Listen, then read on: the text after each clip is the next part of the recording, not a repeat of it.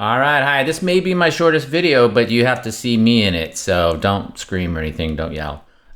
So this is just a little video to show you Figma Mirror or the Figma app, which is an iPhone app, an Android app that you can use to visualize your designs on. So we've got this file open here on the desktop, and then you can also see what I'm seeing on the iPhone Figma app. So what I can do here is one of the cool uses of this is if I go to the mirror function here and then I click on this frame,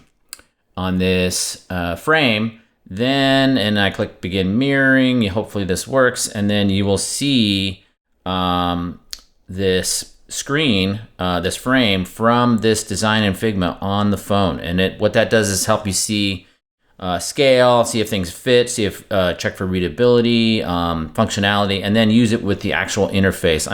All this does is scroll, right? This is from one of our examples. But I can see that there on my phone, and better than seeing it just on the desktop, which can be misleading because you can blow it up, it looks different, it's in a different light, that kind of thing. Right now it's 2-finger long press in the app to exit the mirror. And I can show you what else is on here real quick. You can search for things. Well, if you go to recent, you'll see recent prototypes and then also files. So you can view files. I could go in here and tap on that and I can see this file on my mobile device. I can go in there and see that kind of stuff and get out of that. I can also search for things. I can see recent activity if someone's left comments and that kind of thing. And then I already showed you the mirroring app. I think that is it. See, I told you it'd be short, so I'll talk to you again later.